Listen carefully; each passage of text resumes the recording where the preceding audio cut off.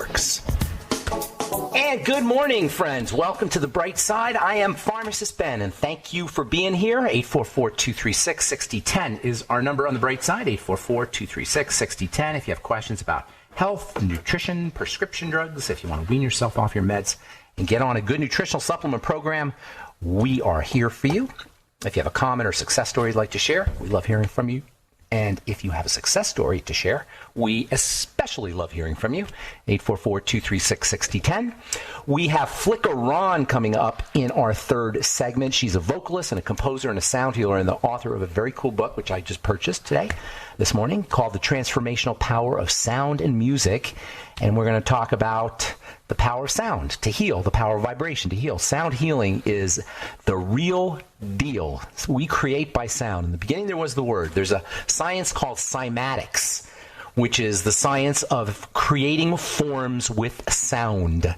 Yes, you create forms with sound in a laboratory setting. You can create forms with sound in a laboratory setting. In fact, there's a really cool book called Cymatics, which has pictures of sand, shapes that are carved into sand by alternating frequencies or by changing frequencies of sounds. In other words, you pump a sound over a dish of sand, and depending on the kind of rhythm or frequency that's associated with that sound, you get a different shape, and you can get some incredible shapes. You can get three-dimensional shapes. You can create three-dimensional shapes with sound, three-dimensional material shapes with sound. Should come as no surprise if you understand how reality is created. But this is not just true in the laboratory, and it's not just true theoretically. It's true in your life. The words we use are powerful. And by the way, if you want to really succeed in life, you can succeed in life much easier if you know words. As Donald Trump says, if you have the best words, if you have good words, if you understand language, you understand how to use words, you can really be very successful in life. Anyway, we're going to talk about the power of sound with Flicka Ron, vocalist, composer, sound healer, and the author of The Transformational Power of Sound and Music. Her website is flickaron.com. We'll get to your calls in our next segment. If you want to purchase longevity products, go to brightsideben.com, pharmacistben.com, or criticalhealthnews.com. And, of course, our Truth Skin Health products can be had at truthtreatments.com and are close to 1,000 4- and 5-star reviews at truthreviewed.com. All right, so we've been talking about the nature of fats, the sticky nature of fats, the problematic nature of fats, the misunderstood nature of fats. Most people, when they think of fats, think bad. Not present company excluded, of course, because you guys are hip to the power of nutrition. But a lot of people think fat bad. Or even if you know about nutrition, a lot of people know that they shouldn't have vegetable oils. Well, if you understand fats, it's a little more nuanced than you shouldn't have vegetable oils. There's so much unsophistication in the world of nutrition because people don't understand chemistry, so sometimes it gets dumbed down a little bit. You lose the nuance. You lose the gray area. Life has gray area. If you want to be successful in life, you got to have gray area. You got to understand how to navigate the gray area. It can't be just yes and no. This whole yes, no, good, bad, the whole good, bad thing, it's really infantilizing to me. It treats you like a baby. This idea of good food, bad food, oil's bad, stay away from gluten bad, that kind of thing. No, there's times when oils are important, and some foods that have gluten in them actually have some pretty powerful nutrients. So you got to kind of navigate the gray area. Fats are bad in the sense that they're very active and they break down quickly. That's a problem. So you make sure they don't break down. You keep them in the refrigerator.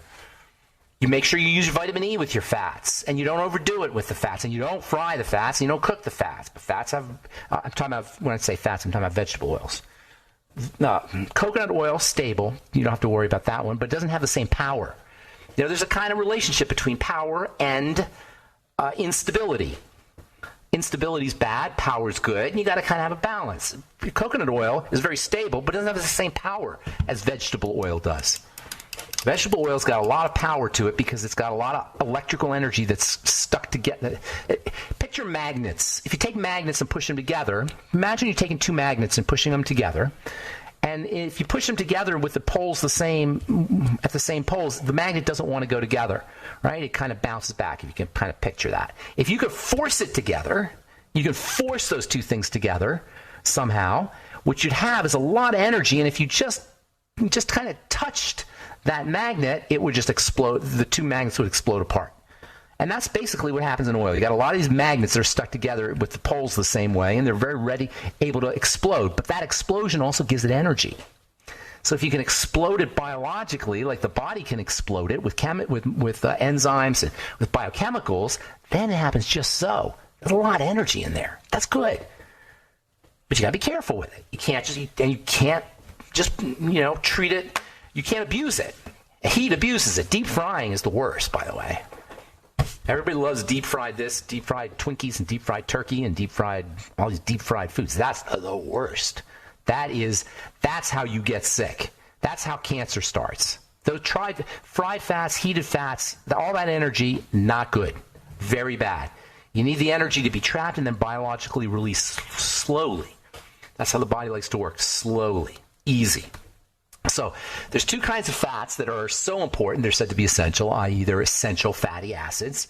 And these things are unspeakably valuable. Unspeakably. And by the way, they're especially valuable for the skin. In fact, the first thing, or one of the first things that happens when you take essential fatty acids out of the diet of a laboratory animal is the skin gets scaly and dry. How many people out there have dry skin? Scaly skin. It is the classic sign of essential fatty acid deficiency. It's the hallmark sign. I'm not saying it's the only cause, but I am saying that it's a hallmark sign. Most people don't get enough essential fatty acids. There's no way to really know how much essential fatty acids you need, by the way. You just go by your symptoms. People always want to know how much omega-6, how much omega-3. No way to know. Anybody who tells you is just guessing. And they do various guesses, but there's no way to know. Everybody's needs are different because you see, essential fatty acids are hormones. At least they have hormone-like effects, which means your need, so this is going to be very important what I'm going to say here. Your need for essential fatty acids changes. Your need for essential fatty acids changes. Your need for vitamins doesn't change. Well, I shouldn't say it. Your need for vitamins changes a little bit. Your need for everything changes, but your need for essential fatty acids changes dramatically. It's very tuned in. It's a hormone. It's very tuned in to the environment. It's not a hormone, but it acts hormonally. And it's tuned into your life. It's tuned into what's going on in your life. It's tuned into your biological milieu, what you need if you're sick, if you're healthy, if you have other nutrients, because they're all connected. So essential fatty acid, your need for them varies. The only good way to assess how much EFAs, how much omega-6s and omega-3s, in my opinion, is to go by your symptoms, especially dry skin, but also fat cravings, and if you're a woman, menstrual problems. All right, I'm Pharmacist Ben, 844-236-6010 is our number. We'll be back on the bright side right after this.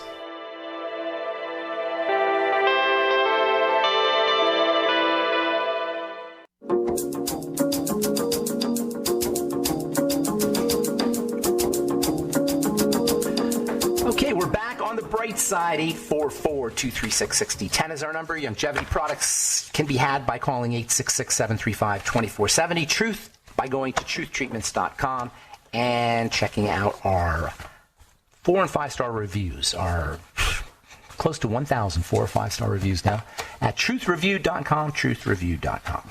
All right, so Flicker on coming up in our next segment, by the way, and then we'll be talking about sound with Flicka, and we'll take your calls this segment. So fats, essential fatty acids. There's two kinds. You guys know the story. The key to understanding the power of essential fatty acids is in understanding their power at the genetic level. They're they're gene activators. They're hormone-like substances that act like gene activators, and they work with the inflammatory system. They are your natural aspirin, or at least they're converted into making the body's natural aspirin. Aspirin works by mimicking or by amplifying the chemistry that's associated with inflammation. That's how with essential fatty acid-induced inflammation. Essential fatty acids trigger the inflammatory process, and they trigger the anti-inflammatory process. Or I don't even say triggered. There are major players in it. The inflammatory process and the anti-inflammatory process. And this is really cool because they're stored, essential fatty acid-like substances are stored in cell membranes. And when a cell membrane breaks, it releases these signals that say let's activate inflammation.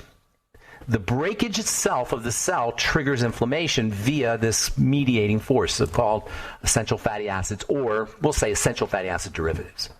Anyway, essential fatty acids, we think EFAs, think inflammation and anti-inflammation. Think EFAs, think hormone activation or genetic activation. Think EFAs, think growth. Think EFAs, think beautiful skin. Mostly for those of you who are healthy, but you just want to make sure your skin stays nice, make sure you're getting on enough EFAs. Even if you're healthy, you don't have any full-blown disease states. If you have dry skin, you're on the way to health issues. Isn't that interesting? Dry skin is a sign that you have a health issue. Dry skin, in a way, I'm going to be a little hyperbolic here, a little exaggerated, but dry skin means you're on the road to heart disease and cancer and other chronic long-term degenerative illnesses that will ultimately kill you. Just dry skin. That's why I get so ticked off when people sell moisturizing creams or promote moisturizing creams, which don't correct the problem at the nutritional level, because you're hiding your body's cry for essential fatty acids, which will save you from getting cancer later on down the road. You see what I'm saying here? The skin should be used as a diagnostic tool, not to be shut down, but we do that with everything. We do that with all our symptoms. Our symptoms in general are diagnostic tools that we shut down. It's so funny. Then we go to the doctor to have him figure out what's wrong with us. And all that happens is he shuts down the ways he could tell what's wrong with us. There's so much irony in medicine that does not serve us. All right, 844-236-6010 is our number. Let's go to New Hampshire and say good morning to Socrates. I don't think I've talked to you in a long time. I remember talking to you, though, right, Socrates? You have. And I love your name, of course. Right, it's hard to forget. Hard to forget? Did your parents name you, or did you name you? So I named me. It's what name? So a lot of people change the last name to Freeman around here. Yeah. But I just went ahead and just changed my surname. So it's Brian Socrates. I love it. Socrates is one of my heroes, one of my philosophical heroes. Because you know why what was Socrates' big thing? Question everything. Right. Right? And you know why they killed him? You're probably sure you do. You know what his crime was? I do.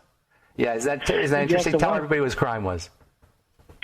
Well, Socrates' crime, he had three, but the first one was the big one. He was perverting the youth. Yes, corrupting the youth. I love that. Like perverting the youth. That was the big one. Because he was telling him to question everything. He's saying don't trust anybody. Right. So they made him eat hemlock. All right, we're going to run out of time here. So what do you got to say? What's your question? No problem. Today I just wanted to ask you, I got this nasty skin tag that apparently showed up in the dead center of my back. Where do skin tags come from? So skin tags are a classic sign of insulin problems and blood sugar. They're usually pre-diabetic, but it involves insulin. Insulin's a growth substance. It makes things grow in weird ways if it's not controlled. So it's a blood sugar issue is how you want to look at it. That's the cause. Likely, I mean, it could be anything, but likely that's the cause, that it's a blood sugar issue. And then, if you just have one, I wouldn't think it's the end of the world. Get yourself some of my retinol and put it on the skin tag. I have some. Okay, put it on several times a day. You'd be smart, though, do you have the omega-6 healing cream by any chance? I do.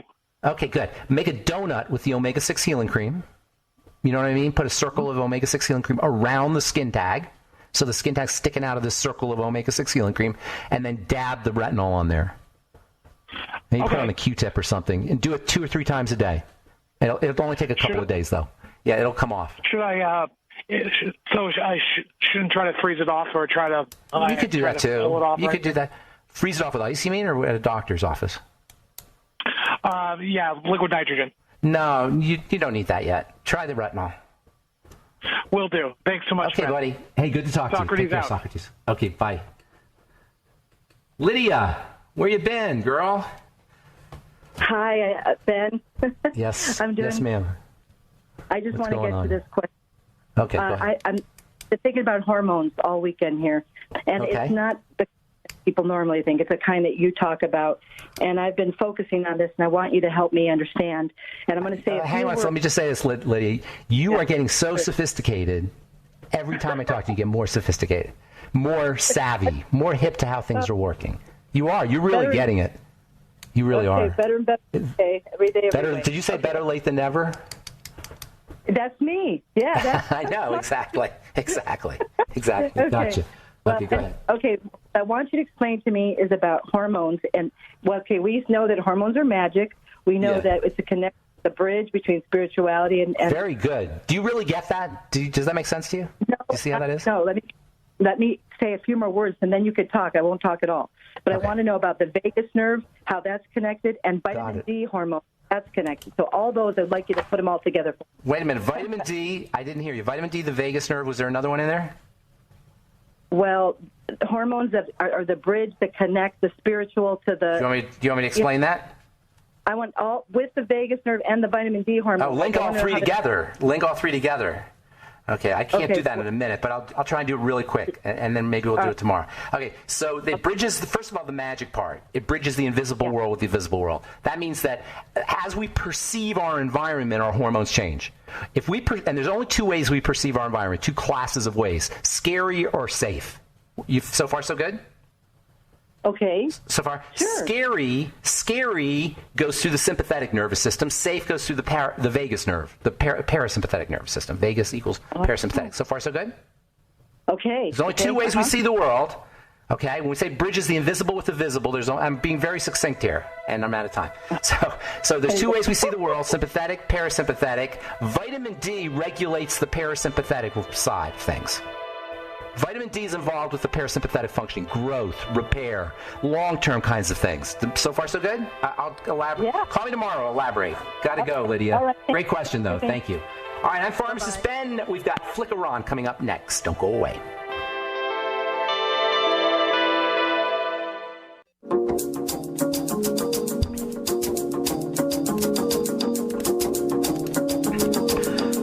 We are back on the bright side. Thank you for being here. I am Pharmacist Ben, and we're on the air Monday through Friday, 8 to 9 Pacific at 10 to 11 Central Time, and 24/7 on the archive page at benfuchsarchives.com. You can also go to brightsideben.com for all the archived information. Nine plus years of daily programs, lots of good health information. Also, lots of great information on our blog, pharmacistben.com, and health videos and news stories and blog posts, etc. at criticalhealthnews.com.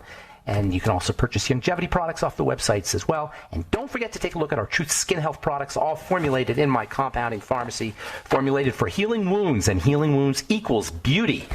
Healing is beauty. Health is beauty. And that's the theme of our Truth Skin Health products. Are all healing products, reformulated or repurposed for beautification. Never any preservatives, fragrances, fillers, waxes, emulsifiers, water, silicone, vegetable oil. Nothing your skin doesn't need or doesn't want in any of our Truth Skin Health products. Check out our near 1,000 4- and 5-star reviews at truthreviewed.com, truthreviewed.com.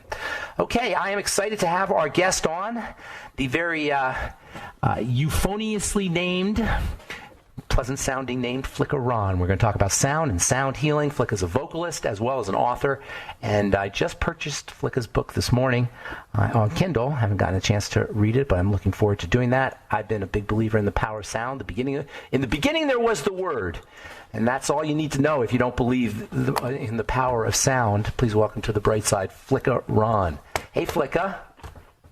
Hello, Ben. How are you? So nice to be here. Thank you. Thank you for inviting me to talk about my favorite subject. It's one of my favorite subjects as well. Do you find yourself being a student of sound? Do you find yourself having conversations with people in a different kind of way than other folks? Gosh, that's a question no one's ever asked me. No, I honestly do. I listen to the sound of someone's voice because I pick up a lot of information and kind of subconsciously because that's been my world since I was a little girl. So, I may do that, but how would I know? Because you don't know how anybody else is doing it. Well, you're doing it more consciously because we probably all do it subliminally, subconsciously. We're probably all getting messages from the frequencies and the tone and the pitch and all of those kinds of things. That's why, a phone conversation is different from an in-person conversation. It is. Yes, absolutely. Because there's a different sound aspect to it.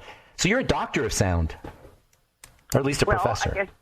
Yeah, I'm a professor of sound. You absolutely am that. And I taught the university level for probably 30 years before I retired, and then realized that, my work had really just begun. As I began to stretch and research into sound as a healing agent and modality, rather than just teaching it on a university level to voice students and music students. So I want to talk about the therapeutic value of sound, but before that, I want to talk about the anti-therapeutic value of sound. We'll talk about the sound aspect or the sound basis of the disease state and how you can turn that around and use sound as therapy to heal the disease state. Right. Well, I first want to talk about an energetic soup that we are all in right now, especially people who live near a lot of traffic or in town, and that's most of us. But we're surrounded by sound which really drains our energy, because the energetic body has to protect itself from a lot of this sound, which produces huge amounts of stress. We can go into that a little bit more if you like, but the healing properties of then listening to calming music and music that is healing, it can be a meditative state for you, and when you're in that calm state, then energy flows, and we can reverse and turn around the disease patterns that happen with sound that attacks your body. So what do you mean? What do you mean by energy body, and what do you mean by draining energy body? Okay, so let's take a little trip back into Newtonian physics. Not to get real technical here, but that's the physics of big, large masses of matter. And so that's as opposed to quantum physics, as opposed to quantum physics, which is the physics of a small, almost imperceivable physics. And what I deal with and what sound therapists deal with is that quantum world and how sound becomes energy, and that it flows. I mean, this goes back to the whole Chinese medicine idea of qi or prana. And when there is not that flow, then there are places that get stuck with dammed up energy. And very often that's where disease will form if the energy is not flowing through. Dammed up energy, like blocked. Yeah, exactly. Is this where Rife comes in? Have you heard of Royal Rife, the Rife machine and that kind of stuff? Absolutely. I wrote about him in my book. No, he was absolutely spot on, Ben. But his research was plundered, and he did not really get to fulfill the potential of what he has. But there are people who have picked that up, and that is now coming to the fore again. So sound and electromagnetic frequencies are basically, sound's just another type of electromagnetic frequency, but it's all in the same spectrum. It's all on a spectrum, right?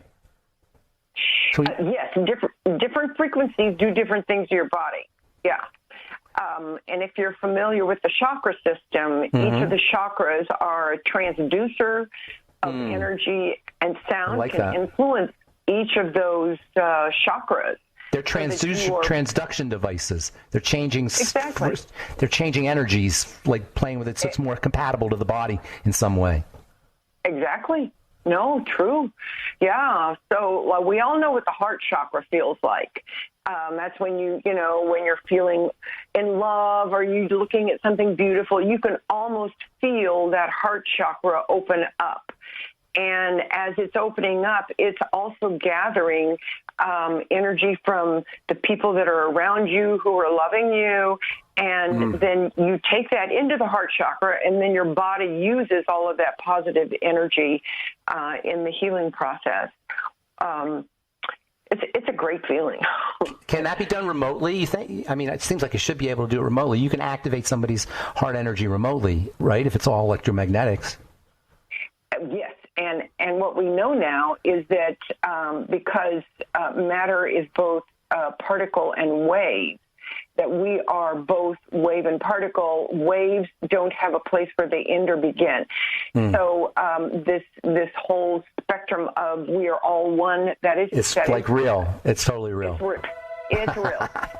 Yes. So when it doesn't take much. It's pretty intuitive. It doesn't take much understanding of some of the basics of quantum and electromagnetics to know that we're all one, right? It's not. It's just real. One. Right. All right. I want to talk about nutrition here because I think there's a nutritional aspect to frequency and to sound. So we'll talk a little bit about that. And then I also want to talk about your book, The Transformational Power of Sound and Music. We got Flicker on the bright side. We'll be back with more right after this.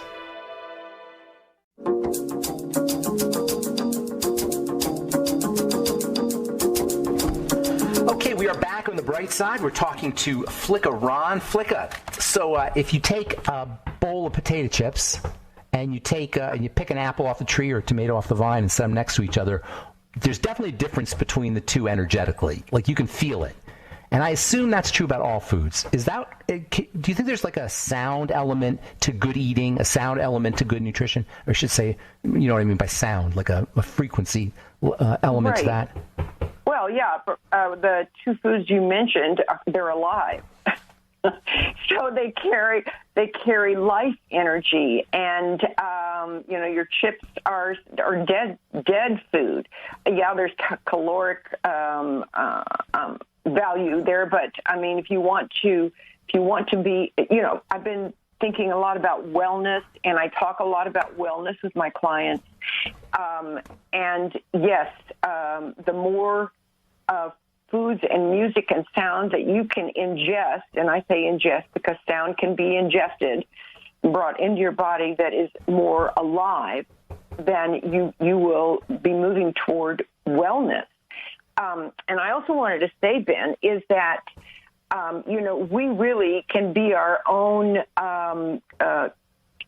chemistry. We can create the neurochemical releases in our own body. Volitionally, at will.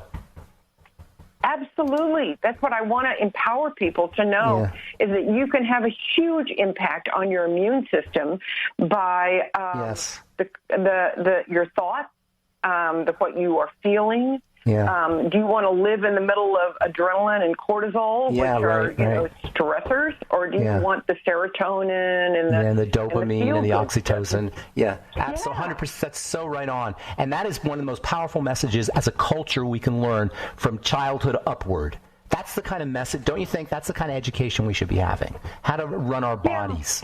How to run our biochemistry intentionally, but there's ulterior motives to the messaging that we're getting that has a net effect of making us run on cortisol. You don't do your best thinking when you're running on cortisol energy. Your brain isn't operating as fully human. It's more reptilian. No. Right? We don't want to get into why they are doing this to us.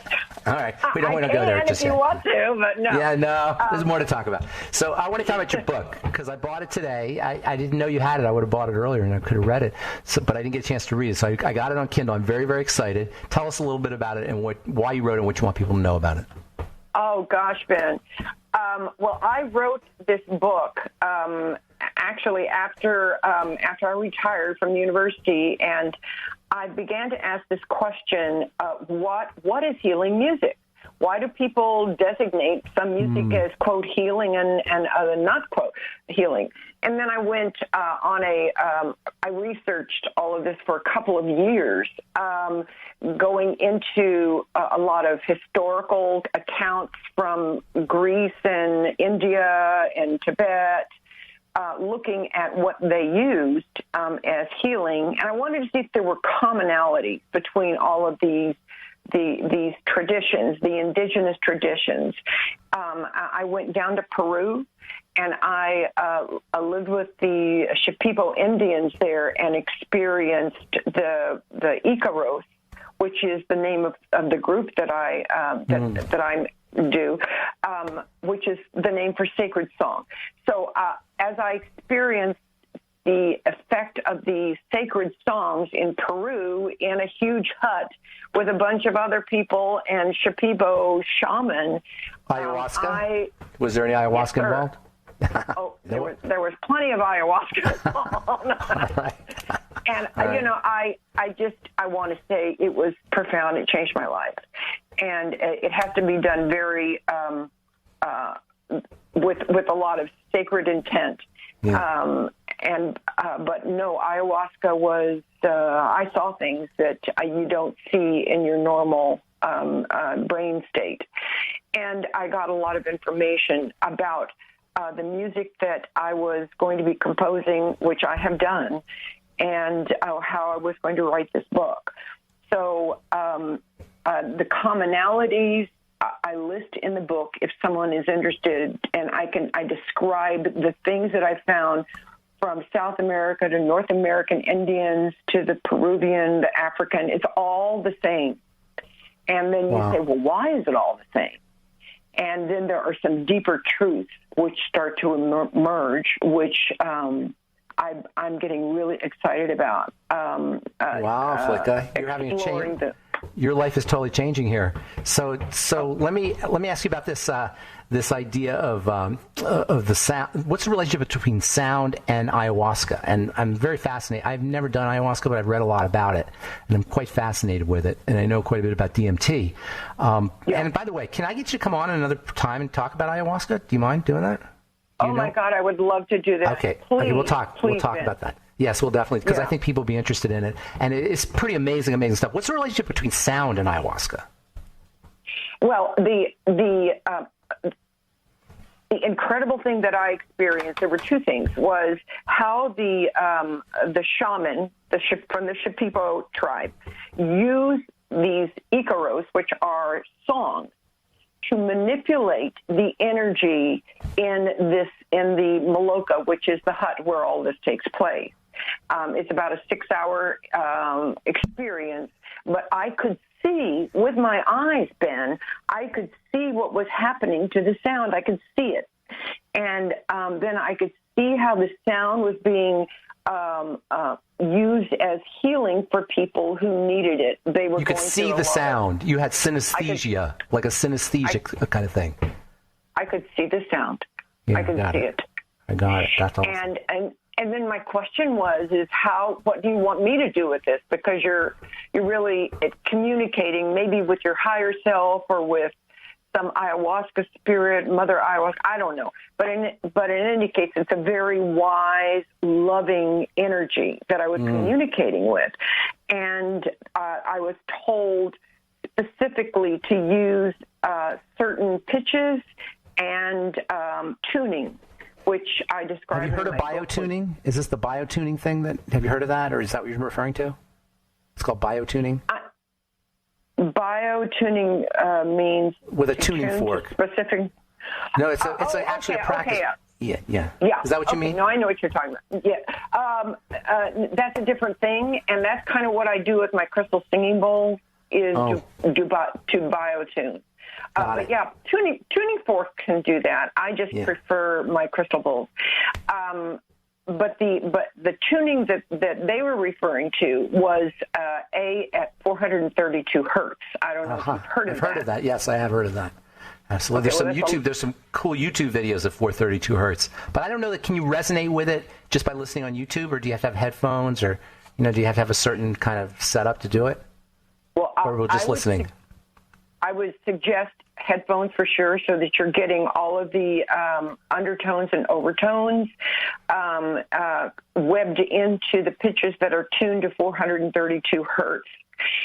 It gets a little bit complicated musically, but just know that instruments that are tuned that way sound warmer.